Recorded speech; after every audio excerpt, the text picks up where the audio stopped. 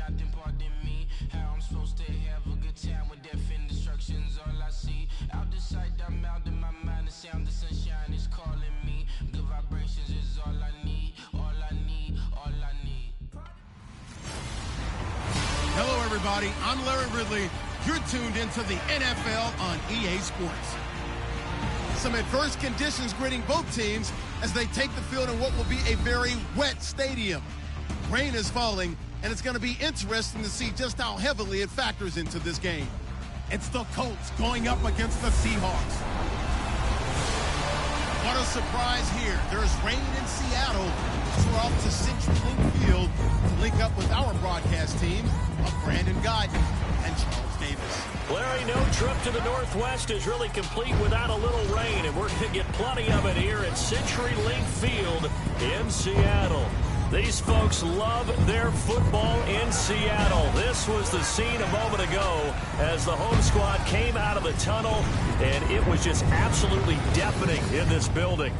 They're set for football, so are we, as the Seahawks get set to match up with the Indianapolis Colts. With Charles Davis, I'm Brandon Gaudin. Charles, you look at this Seahawks team as they get ready here. Now, losers their last time out, so they'll look to make amends here. And one of the best ways you can do that is to be at home, and they are. They're going to try and ride that home crowd and that wave of emotion to a victory in this one. Meanwhile, for the visiting Colts, they've got to be pleased with the start to this season. Obviously, a perfect 3-0. 3 good quality wins, too. It's got people in the locker room excited. They're thinking that this could be their year. So the Colts now coming out for their opening drive. They'll be brought out by their quarterback, 7th-year man from Wisconsin, Scott Tolzien. And you and I both know that any win is a good win, and that's what they did last week. But there's also plenty for him to work on in his game, wasn't there? Yeah. 2 touchdowns, an interception. Yeah, you know, he wants to increase that a little bit in terms of ratio. But first and foremost, they did win the game. Now Tolzien finds an opening past the 40 to the right side to Aiken. 16 yards to pick up there. The Colts have a first down.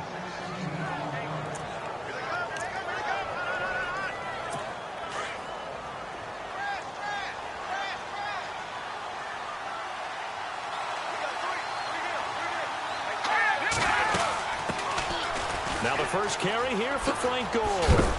And he'll be knocked down sideways near the 48-yard line. A gain of 11 that time and a Colts first down. Well, one unit I know you want to watch is that offensive line. If they keep clearing holes like that, it could be a long night defensively. No doubt about it, because when they are in sync, as we're seeing so far, where that continuity is there, and you can see that they're playing off of each other while controlling the defensive front linebackers, you're exactly right. It could be a very long night for the defense, because someone's going to run for some big yardage. Michael Bennett's versatility, being able to play any position along the defensive front, allows him to make those types of plays. He finds good matchups and gets into the offensive backfield. And there it works for a tackle for loss. And good penetration here. He'll get this down only to about the 49-yard line. 1 yard officially on the pickup, and it'll leave him with a 3rd and 11. And we look now at the offense for Indianapolis. When Frank Gore runs on the field, you do think that he's a model of consistency because he's played so well throughout his career, and year in and year out provides excellent numbers that help his team. But when I watch him play, what comes to mind for me is not just the consistency. It's how he attacks the game and how he respects the game.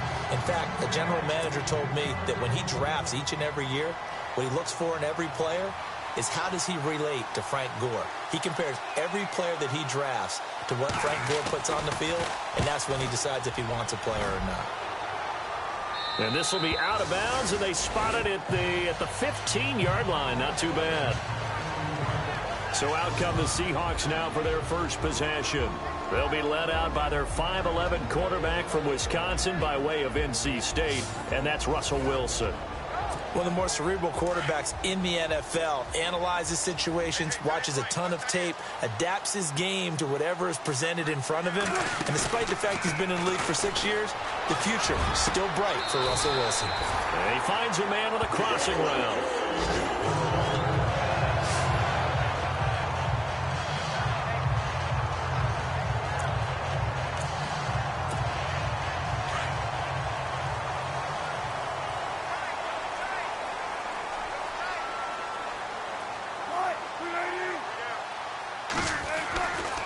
first and 10. It's Wilson. He couldn't quite hold it. Got hit. Ball pops out. Incomplete.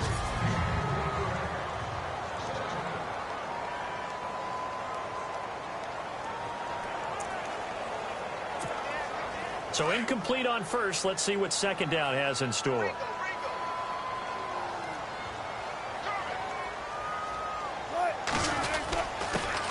The first carry now. This is Lacy. And he'll be tackled just past the 35 at the 36. They get 6 here after the incompletion, and it'll leave them with a 3rd and 4. And there's a run to be happy with. Good, solid yardage. He'll take that anytime you hand the ball to him back.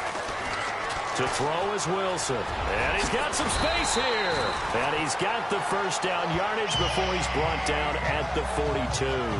The rushing numbers for Wilson maybe down from earlier in his career, but he's still a threat to go, showing it there, picking up the first down. On 3rd down, the defense decided to blitz. A very good job of recognizing it, stepping away from the pressure, and finding open space to scramble and pick up a first down. And he'll be taken down, but not before he gets into enemy territory. They give him 13 yards there on the play and a fresh set of downs. So right now what I'm seeing an offense just firing off the ball a lot quicker than they can react. And not only that, they're sustaining the blocks, too. I'm seeing guys get 6-7 yards downfield before there's even a hint of contact. And the grab made by Doug Baldwin. And he'll be taken down, but not before getting this inside the 30. Chewing up big yardage. Another nice gain there. This one goes for 20. They've got good playmakers on the offensive side of the ball. I don't know what happened last week to really hurt their performance and hold down their production, but I would dare say that this week in practice, there's a lot of talk about how they're going to increase their proficiency. And that was a good start, getting the playmakers involved. You mentioned that to me pregame. That's what they did there. Yeah, I think a lot of people think the coaching staff really gets on them, and that's how they motivate them. Most of these guys are self-motivated. They have a lot of pride in their performance. 2nd and 10 now. Wilson. Nowhere to turn here, and he's going to go down. Back at about the 37-yard line. Henry Anderson in there to make the sack. He buries him for a loss of 10. Partner, I know that ball security is preached like crazy, but every now and then you got to know when to get rid of the football and save a little bit of yardage if you're a quarterback. Because now if you're the offensive coordinator, what does it do if it was 3rd and 10 versus 3rd and much longer as it is now? Yeah, it changes everything in terms of play calling and the pressure you might expect to face on the very next down. Had to throw the ball away and save the yardage. He didn't get it done. They're able to convert on 3rd down, and that sets up a 1st and goal. I don't care how many times you tell the story, it never loses its luster for me. Doug Baldwin, undrafted out of Stanford, and plays like a #1 receiver should in the NFL. I don't care how you cover it. I don't care that his size isn't great. He's the one that typically comes up with the football. Absolutely. His roots go all the way back to Gulf Breeze, Florida, where he's from, right on the water near Pensacola, and then, of course, to Stanford, and, boy, he's been good. Now, prior to the snap, we hit all zeros as time has run out on the first quarter of play. 0-0 our score. EA Sports NFL Sunday returns following this. The NFL on EA Sports is presented by Snickers. You're not you when you're hungry. Snickers satisfies. Alongside my broadcast partner Charles Davis, Brandon Gaudin hits the Seahawks with a football to begin quarter number 2. And they'll come up looking to keep this drive moving. And this seemingly endless drive continues.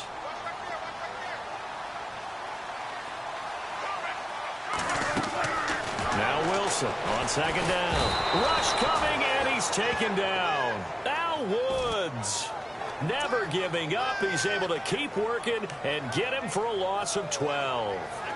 When you're this close to the goal line, you got to expect pressure from the defense, so the ball's got to come out fast. Got to get out of his hands quicker. Wilson to the Seahawks looking for something big following the sack. It's 3rd and long here, and they get to him quickly here as he's stopped right around the 13. Only able to pick up a yard, and that's going to leave him with a long 4th and goal.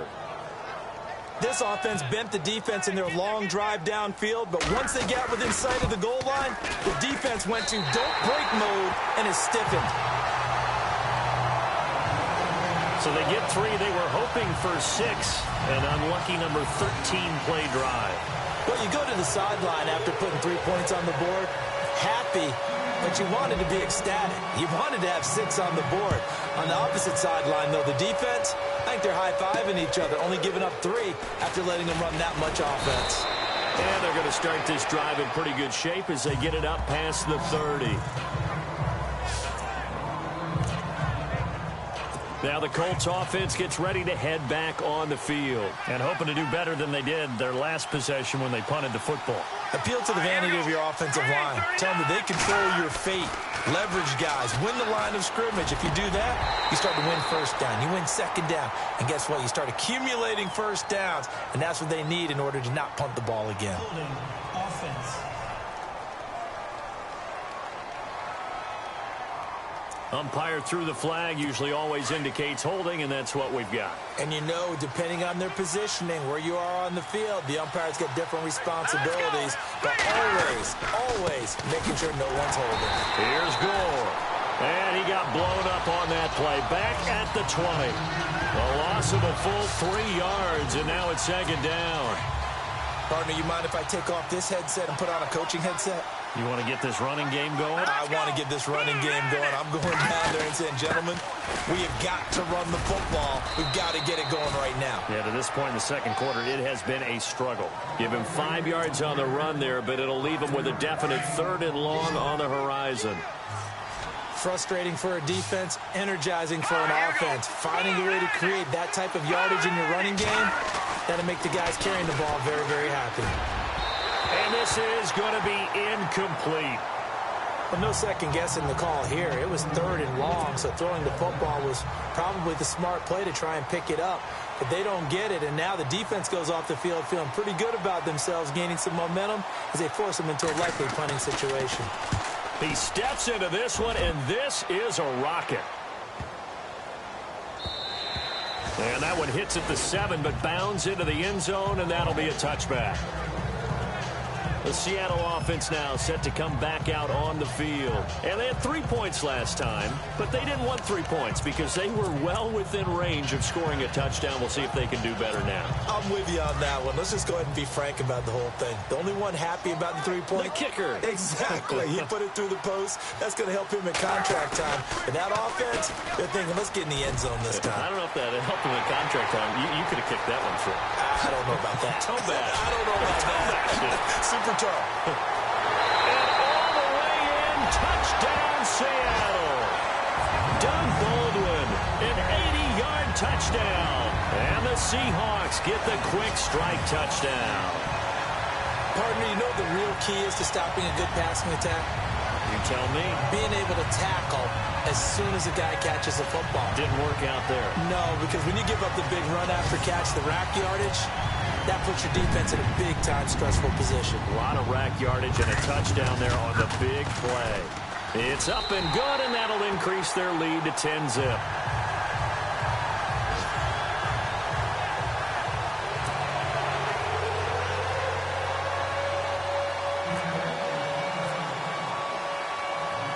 Set now to kick this one away, and off it goes.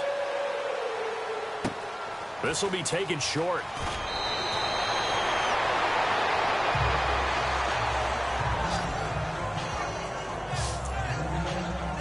And now Indianapolis set to take the field. And this is their 3rd drive. Maybe the focus right now not so much on points, but getting their first down. And when you start off a game, you don't even think that's an issue, do you? But you go a drive, a second drive, no first down, that becomes an issue. Now you got to think about, okay, what type of play calling do I have to do to get us in a spot to pick that first one up? Well, he hasn't made much of an impact in the running game thus far, and after that last run, not much is going to change in that area. He hasn't been able to get anything going, and really the offensive line not helping him much. And he'll get this up to about the 38-yard line. Only a yard on the pickup, and now they've got a 3rd down and 8. Back-to-back runs, I'd say that encompassed maximum effort for minimal gain. Minimal yardage, and now they're going to need something more than minimal on this play coming up. Gore. So a good spin move, but not a whole lot to show after as he's taken down. It'll be a gain of 5, and the punt team will now come out on 4th down. Here's Jeff Locke now as he's on to punt for Indianapolis. 2 minutes to go here in the first half. Back to CenturyLink Field after this.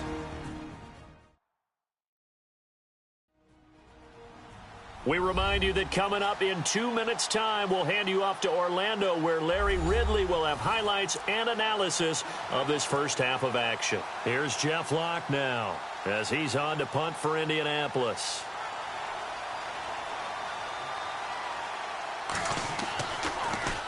And he gets this away, and look at this. This is a good one. And that'll hit in the end zone. Much too much leg there. That'll be a touchback. Doug Baldwin and company getting ready to go again on offense. There's a lot of talk in training camp about him getting off to a hot start this year, saying that they needed that. Well, he's done it through the first month. It kind of reminds me of one of those great musical groups where one person has their name out front, then they have the backups, right? He's the guy out front because the backups, they're doing what they're supposed to be doing, but we're going to the headliner each and every time, and that's not easily done because, you know, all the defenses are kicking towards him right now. That means he's fighting his way through traffic, finding ways to get open, even when he's not supposed to be. Off the fake to Lacy, here's Wilson. And this is caught. It's Jimmy Graham. And he's brought down after a good gain. A good pickup there at 22. Jimmy Graham had a really tough injury in 2015 that ended his season, but what a bounce back in 2016. How do you not get any votes for Comeback Player of the Year? I was just going to ask you that. Not that Jordy Nelson wasn't deserving, but 65 catches, 923 yards. That was the highest total by a tight end in Seahawk history. And I think there's a chance that both of those numbers will increase in 2017. 2 yards on the carry there. It'll be second down. Well, he was looking for some running room, and there wasn't a whole lot of it there on that play. I think he was lucky to get a couple of yards out of it because those defenders, they were rallying to the football pretty quickly.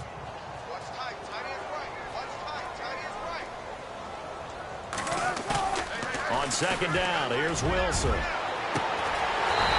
right side here, and that's complete. And he'll be taken down, but not before getting this inside the 30. A really good pickup of 28 yards. And, boy, they had high praise for this rookie receiver when we asked the coaches about him, didn't they? They certainly did, and obviously they liked his measurables, otherwise they wouldn't have brought him onto the team. Height, weight, speed, all of that. But how about what they really said? Competitiveness. That's what they really liked about him. The way he goes after the football, competes for it, and decides when it's in the air, it's his and only his.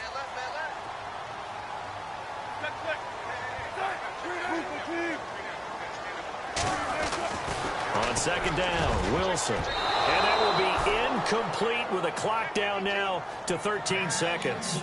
Jimmy Graham, the intended receiver, and it's third and short. Tremendous coverage there. Just did not catch the football and complete the interception. But what do they say all the time? If he had really good hands, he'd be playing offense. They'll try and run for it. Here's Lacy. And he picks up the first down yardage as he takes it down to the 16. And they'll burn the timeout with 5 seconds left. A chance to try to add 3 points before heading to the locker room. So even though it's first down, here's the field goal unit on now to try to get 3 before halftime. From the right hash, this from 33. And Walsh able to convert it as his kick is good. And that'll push the lead up to 13-0. So they get the 3, increase their lead to close out the half. Excellent way to end a drive, going to the locker room with a little bit of extra momentum after adding 3 to their total. The kickoff unit is out on the field, and they will send this one away. Quan Bray now to return this football. So we are at halftime here in downtown Seattle with the Seahawks out in front. As we send you across the country to Orlando, standing by there, Larry Ridley with our EA Sports Halftime Report. Larry? Okay, Brandon, thanks, and welcome everyone to our EA Sports Halftime Report.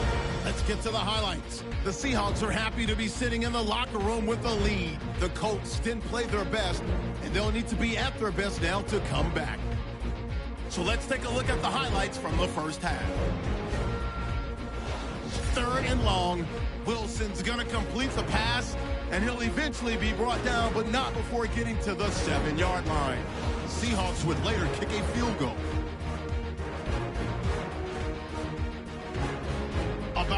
halfway through the second. Baldwin's by himself here and ends up working for a touchdown. That takes the lead up to 10.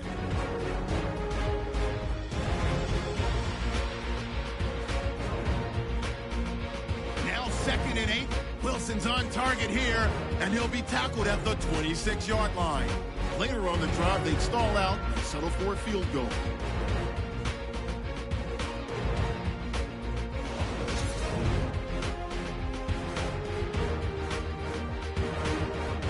So that'll do it from here in Orlando. For the second half kickoff, let's get you back up to Seattle and Brandon Guy. So both teams have their marching orders, and we'll get going again here in quarter number 3. On the return, the All-Pro 2 years ago, Tyler Lockett. And they're going to start this drive in pretty good shape as they get it up past the 30.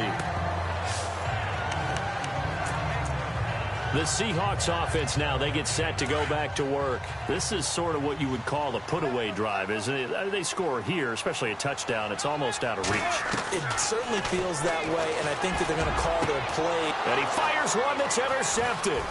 It's the rookie out of Florida, Quincy Wilson. And he will bring it back. An interception return for a Colts TD. Well, partner, I do know this. If you're a defensive back, you have more chances to make a team now than ever because people are using 5 defensive backs, 6 defensive back packages. Not exclusively, but way more than before. That was a nickel package there, and what a pickoff. Why is that? Why are they using that more? Because more people are throwing the ball on earlier downs than ever before. This has become a passing league, and because of that, more defensive backs on the field on most plays. A heck of a play there defensively, getting the interception, navigating his way into the end zone for the touchdown.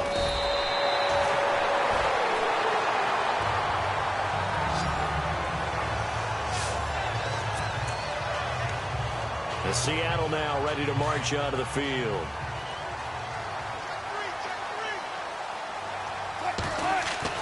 Throwing now, Wilson on first down. And he rifles one incomplete. The intended target, Doug Baldwin. And that'll bring up 2nd down. I know our vantage point might be a little bit better way up here, but that looked like an ill-advised throw to me. I didn't see anything open, and this play just didn't look right from the beginning. It did not. I thought he might get outside and just chuck it away. Dangerous pass, incomplete. Now Wilson. The Colts are going to get him. Down he goes. Sean Spence able to collapse the pocket and drop him for a loss of 3. And I know it seems like we say this a lot in broadcast booths, but a quarterback can hold on to the football too long in these situations. I think he did right there. Oh, I agree with you totally. Sometimes you have to understand situations. Get rid of the football, save some yardage to make it less to gain for the next down. Instead, he was so hipped on ball security, he held on to it and took a big sack. And Graham's got it over the middle. And he's going to have the first down at about the 38. A Seahawk first down. Wilson to his big target, Graham. There's a completion to the tight end, and I think that we're looking at something out of central casting, frankly. Absolutely. I mean, size, the hands. Speed. I mean, can flat out run. You put that whole package together, you light up the eyes of an offensive coordinator, don't you? My man's getting a little loose with the football there, right? Interception before, almost had one here. He's got to start taking better care of it. Yeah, really should have been back-to-back drives with interceptions. He's lucky there. On the ground, this is Lacy. And he's going to be stopped up quickly here. Just a yard up to the 39. Well, you know that old expression, it's not my night? It hasn't been his so far. I don't know if the legs are a little bit heavy. Sometimes having to hang out all day and play doesn't exactly play to your advantage, but it's been a tough. Looking for Baldwin, intercepted. Picked off by Darius Butler. And his crew will take over at their own 45-yard line. First possession of the 3rd quarter, an interception, so maybe a second-half tone setter. Indeed, and not the tone they wanted to set. That's the equivalent of running out the wrong door and running into your pool instead of running out onto the field. A real dud for that one. Has that happened to you before? No, but I've heard stories about teams actually doing that back in the good old days. He was looking for Jack Doyle that time, and now it's 2nd down. Let's face it, you can run the route tree as many times as you want, get in sync, practice it, do all those things. But once you get to game speed, it doesn't always time up quite that well. That one goes incomplete.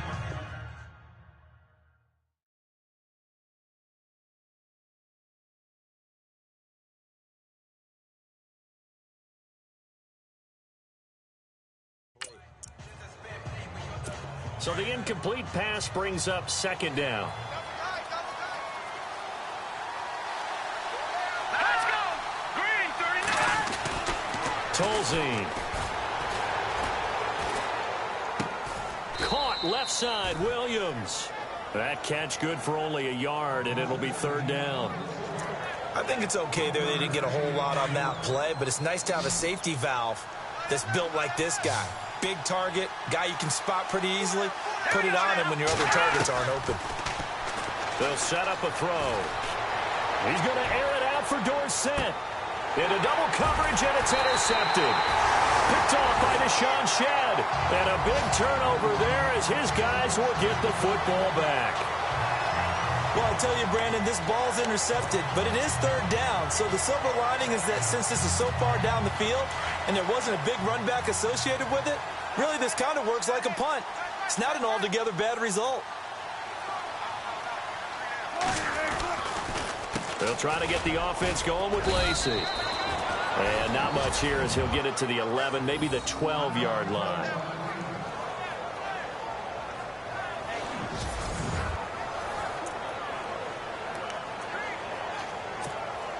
So 2nd and 9, the defense looking to put them in a bad spot here.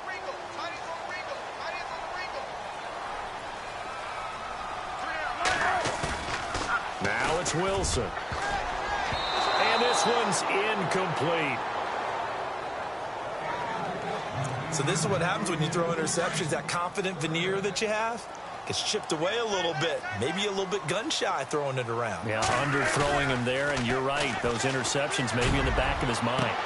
And Wilson's going to be intercepted a third time. Good positioning, and it's picked off. And the return here is stopped at the 35-yard line. So that's back-to-back drives where they've thrown an interception. Ordinarily, we look at the offense and say, what's going on with your scheme? Maybe we should look at the defense and just give them a whole lot of credit. They've got them frustrated right now. Pressure comes. He's taken down by the Seahawk defense. The rookie from Michigan State, Malik McDowell. And it'll make this a 2nd and long. One thing they definitely like about this youngster is his motor. He is full throttle on each and every snap. Loves to get after the quarterback, and that has to feel good to him right there. His first career sack.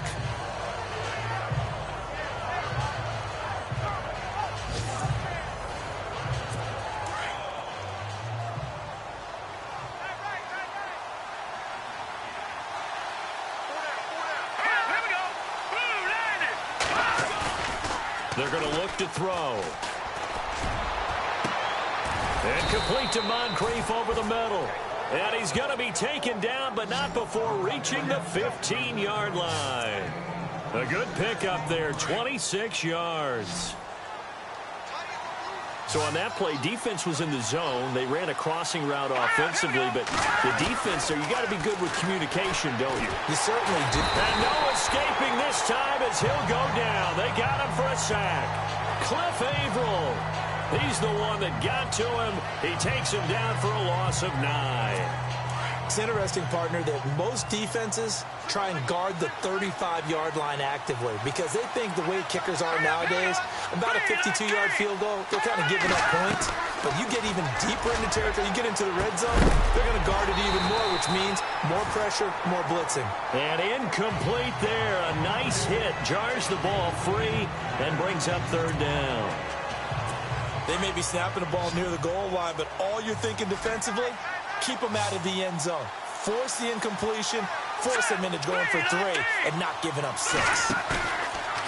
Now on 3rd and long, they'll look to throw. And it's incomplete. Took a shot, couldn't connect. Those throwing windows get a lot tighter near the end zone, don't they? And here's the thing. You already probably have 3 points in your hip pocket.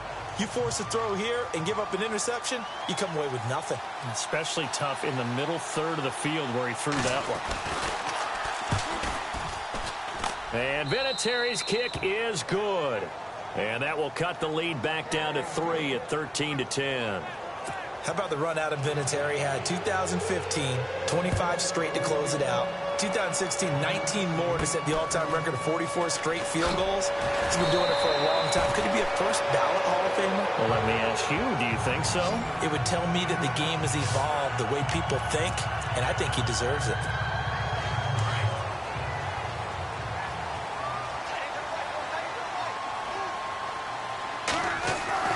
Trying to shake off the interception. He'll look to throw. And for the fourth time, now a loose football. The ball comes out. All these years we've been watching the game, I start to get the sense that whenever it rains out, those guys who have to touch the ball and carry it, they're extremely resentful about that weather. Yeah, I'm just happy I'm not resentful that we have a roof over our heads. I know that much. Yeah, maybe we won't fumble our play sheets here as we just saw the fumble happen on the field. Call it no gain on the play, and it'll be second down. Boy, that's a lot of sirloin steak to be taken down for no gain, partner. Are you trying to suggest that he is a huge man? He is not just a big man, a huge man. Big boy. Well, how about the credit then for the defense to be able to chop that big tree and put him on the ground? I know back when you played, it took 4 of you to take a guy like that down, right? Well, that's for sure. And you know what else? I didn't want to challenge him at dinner either.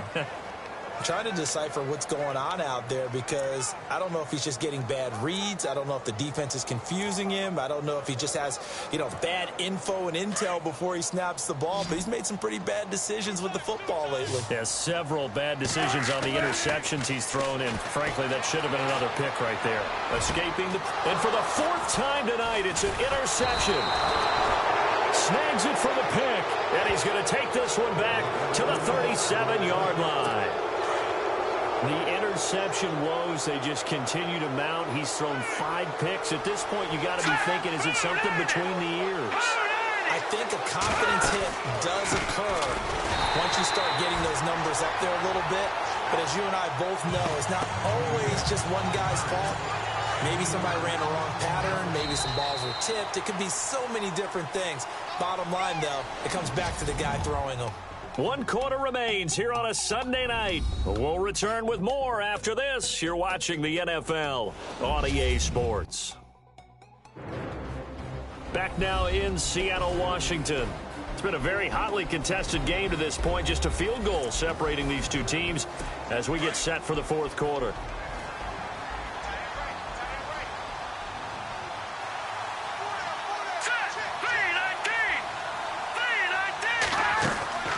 On play action, they'll throw.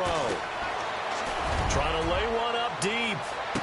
And that is caught. Touchdown, Indianapolis. Dante Moncrief, his 3rd touchdown now on the year. And the Colts have taken the lead here in the 4th. Well, that didn't take long. The turnover instantly almost turning into points. And when that happens, a lot of teams have the mentality of let's strike right now. You've got them off balance after the turnover or the takeaway. Let's go get it. And that's exactly what they did.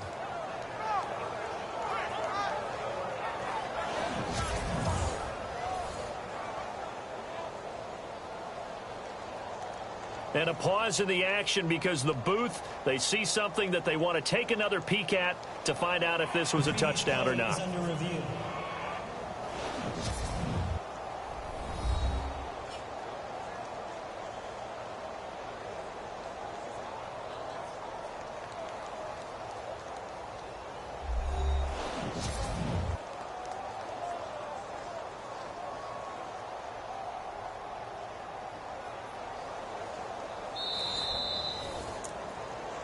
After reviewing the play, the Colts on 3rd down.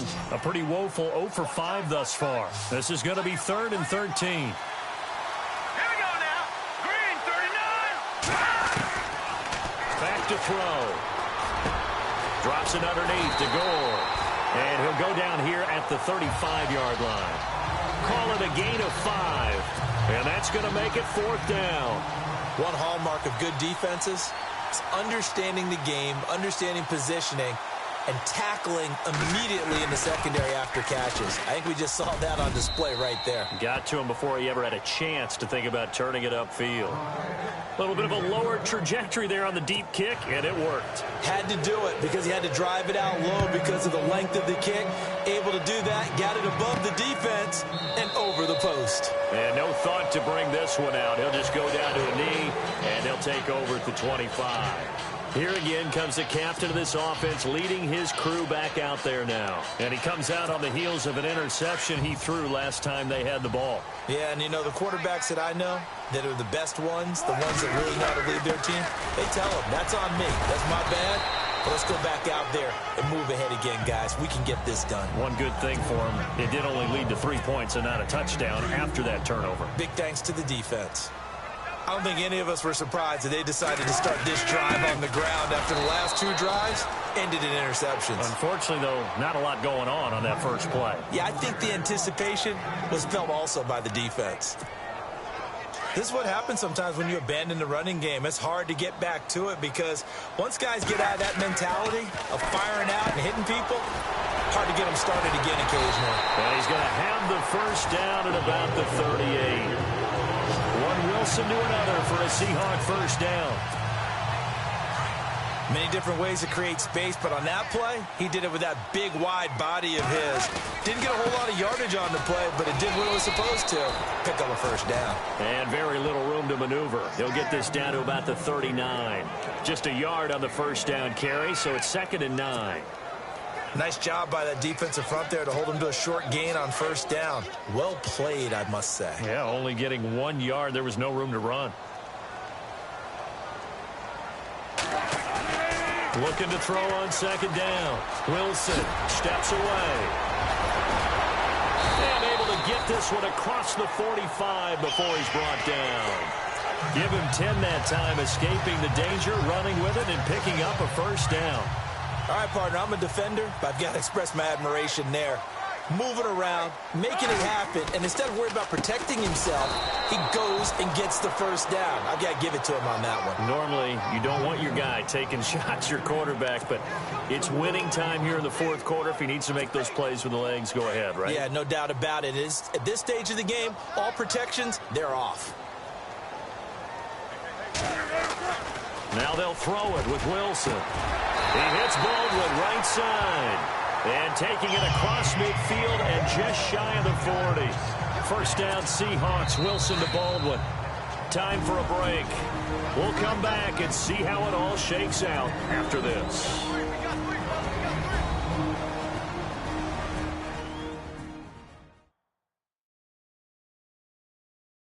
So it's Seahawk football as we march toward a conclusion. They've got it 1st and 10 as they search for a go-ahead score. Well, we had a number of good games in the afternoon sessions, but this Sunday nighter might top them all. So we come up here on 1st and 10. Wilson, a dump off to Lacey. A gain of 4 on the play, and it'll make it 2nd down. Gosh, given the time in the short game, would he have been better off just dropping that? Yeah, when you look at the clock, you think so, but it's hard to get a receiver to drop a football. They're trained to catch everything. The busy night continues for Lacey. Looking for a crease, can't find one. Stopped at the line of scrimmage. No gain on the play there, so they're left with a 3rd down and 6. Partner, you've got about 20 coaches on your payroll, but there's 60,000 of them in the stands. I don't think any of them like that play. And the later we go, it's starting to sound like 100,000 in here. And now here's a timeout called by the Colts on the defensive side of the ball. And they'll be disappointed to have to burn one there after giving up the first down. Oh, just play after play after play on this long drive for the offense. Wilson on the draw. He'll give to Lacey. And he'll take this down just shy of the 25-yard line. Now a 2nd timeout called for by the defense. That'll leave them with just 1 remaining in this 4th quarter of play.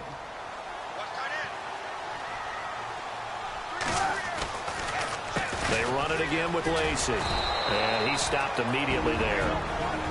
Now the defense will burn their 3rd and final timeout.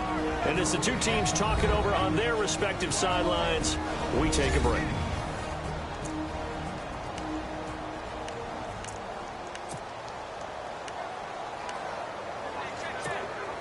The Seahawks on third down. They're hitting at 60%, 6 out of 10 thus far. This is 3rd and 8. Wilson to throw. A bullet throw, but incomplete.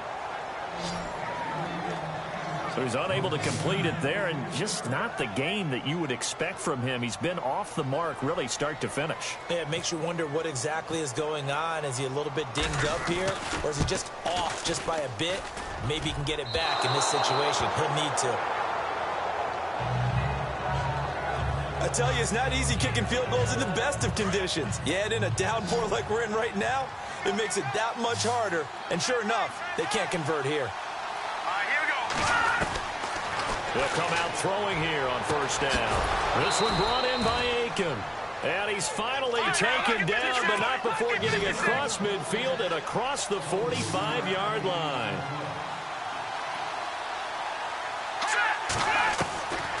Now Tolzien. He's going to flip that out to the flat. It's complete. It's a loss of 2 there, bringing out 2nd down. Now the Colts moving quickly here in the hurry-up offense.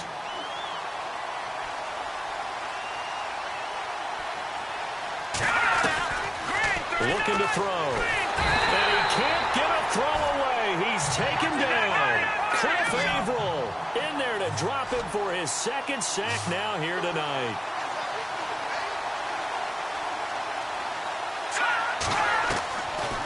He'll look to throw. Over to the right side, caught by Moncrief. Now the ball comes loose, and the Seahawks have picked it up. And maybe that one caused by the weather, of course, the rain coming down. Charles, can you maybe, when you're carrying that football, grip it too tight in the rain? I think that you can, and it's such a delicate balance, too, because when you grip it so tight, sometimes it'll slip out from your body. You squeeze it too hard, and it'll pop out on its own. I've actually had running backs talk to me about that, and when they've tried too hard, even in perfect conditions, the ball gets away from them. You've got to find a good balance, carrying it firmly, yet at the same time under control.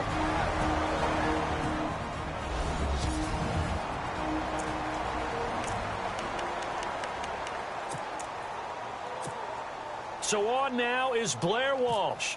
Footing obviously an issue in the driving rain. This one for the win. And his kick is good.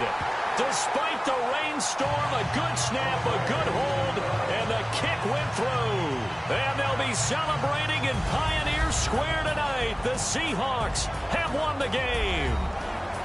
Well, Charles, the forecast called for rain throughout the entire game, and we got rain throughout the entire game, but these two teams, they had fun getting dirty out there. They love the slop. Did you trust the forecast ahead of time? Are you one of those guys that's skeptical about it, or did you trust it? But when I saw just a big blob of green on the radar, I said, okay, let's trust. Yeah, and that's why I'm glad you took my advice. Got your notes laminated, because, you know, open-air booth, that rain can affect us as well, although not as much as the guys on the field. But let's face it, it's kind of fun to watch these types of games, isn't it? It is. By the way, how impressive is it that you travel with a laminator? I didn't even know there was a portable laminator. The things that you learn. Golly, wise beyond his years. So for the Seahawks, it'll be a 500 start as the win gets them back to 2-2. And they will hit the road next week to take on the Los Angeles Rams. Meanwhile, for the Colts, the defeat is their first of the year as they drop to 3-1. And they'll get a chance to redeem themselves next week at home against San Francisco.